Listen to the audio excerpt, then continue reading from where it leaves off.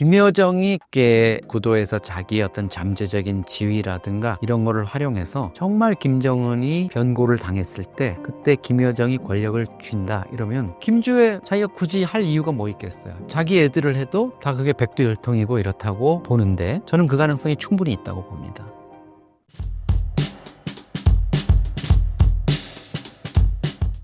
이번 북한 새해맞이 씬스틸러를 단연코 김여정이라 보신 이유가 무엇인가요? 평양에 이제 우리 여의도 같은 능라도라는 섬이 있어요. 뭐 비단 같은 이런 섬이라고 돼 있는데 거기에 5월 1일 경기장이라고 대형 스타디움이 있어요. 우리 월드컵 경기장처럼. 근데 훨씬 더 커요. 15만 명이 들어갈 수 있어요. 여기에서 12월 31일 날 밤에 새해맞이 행사를 했어요. 그래서 뭐 1월 1일까지 이제 이렇게 이어졌죠. 김정은도 당간부들하고 참석하고 이렇게 했는데 김정은이 딸 김주애를 데리고 나와서 뭐 그 공연을 보고 이런 화려한 불꽃놀이 하고 이러는 거 다 사람들이 당연히 이제 이목을 끌었죠. 근데 저는 그것보다도 김여정이 그 경기장에 등장하는 장면을 영상으로 이렇게 보고 이게 뭐지? 이럴 수가 이런 생각을 했어요. 김여정이 한 8살 정도 되는 남자애하고 10살 되는 여자의 손을 잡고 이렇게 나왔어요. 그래서 이제 경기장에 들어서는데, 자, 이게, 물론 뭐 북한에서 꽃을 주는 화동들도 있고 이러니까 그런 아이들, 공연에 나오는 아이들 그냥 이렇게 손잡고 들어가는 거 아니야? 그걸 너무 의미를 부여하는 거 아니야? 이런데 이 맥락이 중요합니다. 북한 조선중앙TV가 이 김여정이 등장하는 이 영상을 내보내기 직전에 어떤 장면이 나왔냐면 북한의 조용원이라고 노동당 조직비서가 있어요. 최고 실세예요. 그 다음에 최용의 최고인민회의 상임위원장, 그 다음에 뭐 총리, 당 비서들 줄줄이 나오는데 이 사람들이 벤츠 승용차 뭐 이런 데 내렸는데 다 부부 동반으로 들어왔어요. 그래가지고 거기 이제 리셉션 데스크 같은 이런 데 뭐 의자에도 앉고 이래서 차를 마시고 대화를 나누고 이런 장면이 나왔거든요. 그 장면 다음에 김여정이가 아이 손을 잡고 등장한 거예요.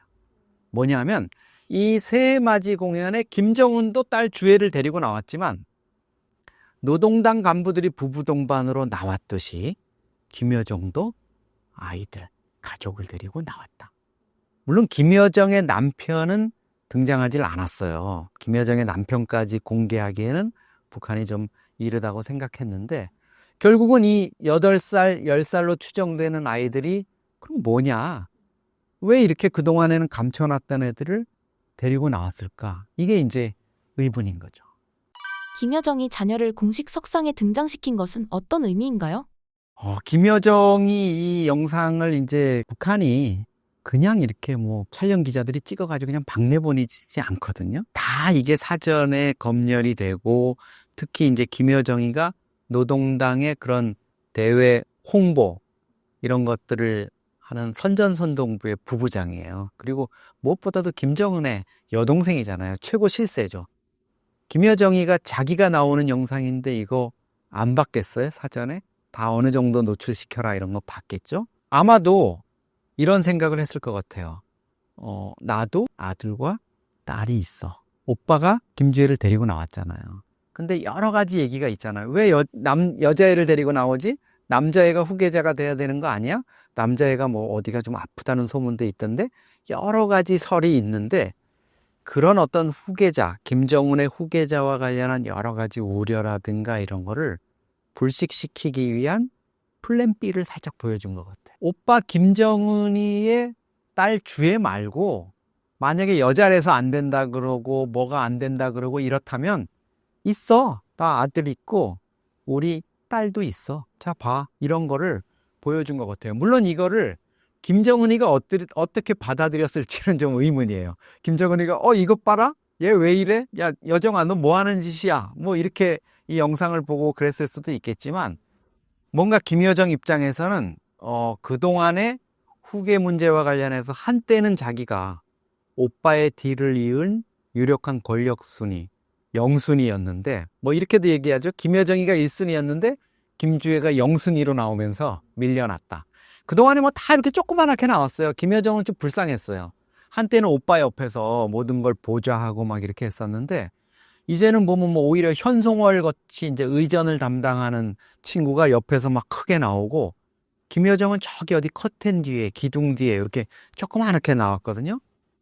그러니까 이런 거를 보고 김여정이가 이제 후계에서 밀려난 거 아니야? 김여정의 권력 내 이 위상이 추락한 것 같다 이런데, 김여정이가 이 신년 인사회를 계기로 해서 나 우리 애들 데리고 공개석상에 선 보일 거야, 이런 것들을 좀 명시적으로 메시지를 준 것 같고, 참고로 이제 북한은 그렇다고 해가지고 뭐 김여정 동지가 자녀들과 함께 들어왔습니다, 아무런 설명을 안 해요. 뭐 조용원 비서가 아니면 총리가 부인과 함께 나타났습니다, 이런 얘기도 안 해요. 그렇지만 이런 영상을 통해서 우리한테 이제 보여주고 주민들한테 점점 보여주는 거죠. 그러다가 이제 어느 날 짜잔 하고, 김정은이가 부인 이설주를 처음에 소개할 때도 그랬어요. 2012년에 이제 본격 집권을 해가지고 처음에는 음악 공연 무대에 아무 소리도 없이 그냥 옆에 앉혀놨어요. 그러니까 우리는 저게 또 다른 여동생인가 누군가 뭐 비서인가 뭐 말이 많았잖아요. 근데 아무 설명이 없다가 얼마 있다가 우리 뭐 워터파크 비슷한 능라 유원지에 김정은하고 이설주가 나타났을 때 부인 이설주 동지와 함께 나오셨습니다, 이래가지고 알리거든요. 그만큼 이제 베일에 쌓여 있는 인물들을 김여정이 이렇게 공개했다는 건 김여정 간단치 않은 여자다, 이런 생각이 듭니다. 현재 가장 유력한 후계자 김주애의 4대 세습 과정은 순탄할 것으로 보시나요? 지금 김주애가 이제 등장한 게 2022년 11월에 첫 등장을 했어요. 미사일 시험 발사장에 등장을 했는데, 그동안 한 2년여를 아버지를 따라서 다녔고, 사실 한때는 이제 거의 유일한 후계자인 것처럼 이렇게 얘기가 됐는데, 국정원이 후계자가 아닐 가능성도 있다. 다른 자녀들, 김정은의 다른 자녀들도 함께 후계 수업을 받고 있는 것으로 파악된다, 이렇게 얘기하면서 약간 좀 초점이 좀 흐려졌죠. 이런 상황에서 이제 김주애가 그럼 뭐냐? 김주애가 그럼 확정된 후계자가 아니면 김주애를 왜 저렇게 데리고 나오고 무슨 열병식 가운데 막 앉혀가지고 정말 후계자인 것처럼 뭐 분장성들이 막 경례하게 하고 이렇게 하느냐, 이런 것들이 있는데, 지금까지로 보면 한 절반 정도는 김정은이가 후계자 후보군의 가장 1순위로 내세워 놓은 거는 맞는 것 같아요. 근데 다른 자녀들, 예를 들어서 뭐 아들이라든가 다른 딸이라든가 이런 쪽을 또 유사시에 후계자로 내세울 수 있는 이런 여지도 있는 것 같고, 김정은 입장에서는 지금 여러 가지 이제 테스트를 하겠죠. 누구를 과연 주는 게, 아버지인 김정일도 처음에는 장남인 김정남을 후계자로 유력하게 하다가 좀 마음에 안 들었는지 내치고, 둘째 김정철, 김정은의 이제 친형인 김정철을 뭐 국가안전보위부의 어떤 중요 직책을 줬다는 얘기도 있고 이렇게 했는데, 결국은 그 친구는 이제 건강 문제 때문에 낙마를 하면서 막내 아들인 김정은이가 모든 권력을 잡았거든요. 그만큼 김정은은 아버지의 기질도 닮았고 정치적인 야심이라든가 리더십 이런 거를 갖고 있는 거는 맞아요. 권력에 대한 욕심이 일단 제일 컸을 거고, 아마 김정은도 지금 당장 뭐 후계자 문제가 임박한 어떤 선택이 필요한 상황이 아니기 때문에 조금 시간을 두고 가게 될 것이고, 그 과정에서 결국은 뭐 김정은도 믿을 거는 핏줄 뿐이다, 이렇게 해서 자기의 아이들, 결국은 아들이 하나 있고 딸이 둘인 걸로 지금 파악이 되는데, 이 아이들이 한 20살 정도 되는 시점, 이 시점이 되면 이제 후계 구도와 관련한 윤곽을 드러낼 건데, 그 과정에서 정말 엄청난 변수가 있잖아요. 권력이 뭐 김정은 자체가 어떻게 될지도 모르는 이런 상황일 수도 있기 때문에 김여정도 플랜 B로서 모종의 준비를 하고 있지 않느냐. 근데 그거 자체가 오빠의 권력에 도전하는 식이 됐다가는 큰일 나겠죠. 그러니까 김여정으로서는 매우 아주 신중한 행보를 하고 있을 거고, 김여정이 남편을 공개하지 않은 것도 그런 것 같아요. 그러니까 틀림없이 김여정이가 그날 행사를 하는 거 보면 본부석에, 그러니까 헤드 테이블 쪽에 김정은하고 딸 김주애가 이렇게 앉아 있거든요. 근데 김여정은 애들 없이 혼자 앉아 있어요. 애들은 어떻게 했겠어요? 애들은 어디선가 다른 데서 그걸 보고 있었을 거 아니에요? 그러면 그 아이들을 누가 돌보고 있었을까? 애기 아빠가 돌보고 있었겠죠. 같이 온 거예요. 그러니까 그 간부들이 이 경기장 스타디움에 들었을 때 그 VIP 대기실 같은 데서 김여정이가 문을 열고 나와요. 그래서 이렇게 지켜보는데 그 뒤에 아마 방에 아이들과 남편이 있지 않았을까 이런 생각이 듭니다. 만약 김주의 후계자 세습 과정에서 김여정이 가교 역할을 할 수 있다고 하셨는데 어떤 이야기인가요? 그러니까 김여정이 한때 후계자가 될 거라고 얘기를 했다는 말씀을 드렸잖아요. 근데 그거는 우리의 어떤 관측이었고, 그 당시에 김정은의 자녀들이 어리고 이러니까 이제 후계 구도가 전혀 안 된 상태에서 만약에 김정은에게 유고 상태, 건강 문제라든가 뭐 암살을 당하거나 이래서 했을 때 북한의 소위 말하는 뭐 그 표현을 별로 쓰고 싶지는 않습니다만 백두열통, 김씨 일족이 다시 세습을 해야 된다면 또 권력을 계속 가져간다면 김여정이 가장 유력한 후보군이 될 거다 이렇게 말씀을 드렸어요. 근데 김여정은 김일성, 김정일, 김정은에 이어지는 4대 세습자가 될 수는 없어요. 왜냐하면 김여정은 오빠하고 같은 학렬이잖아요. 그리고 북한의 그런 후계자를 어떻게 할 것인가 하는 거를 좀 논리적으로 담아놓은 후계자론이라는 책이 있는데 그 책에 보면 뭐 수령의 풍모를 닮아야 되고 뭐 이런 여러 가지 그 후계자와 관련한 자질 문제를 이렇게 자격 조건을 얘기해 놨는데 거기에 보면 뭐 이런 제목, 이런 얘기도 있어요. 수령의 풍모를 닮았으면 그가 남자이든 여자이든 상관없다. 이런 것도 있어요. 여자가 후계자가 될 수 있는 길도 열려 있는 거예요. 그러니까 우리가 그냥 지레짐작으로 아니면 그냥 탈북민 분들의 그냥 얘기만 듣고 북한은 봉건적인 사회고 가부장적인 사회니까 여자는 지도자가 될 수 없다. 그러니까 김주애는 후계자가 안 된다. 이거는 잘못된 거예요. 북한도 여성이 후계자가 될 수 있는 길을 일찌감치 열어놓고 있어요. 그러니까 그만큼 북한은 이 문제에 대해서 치밀하다는 거죠.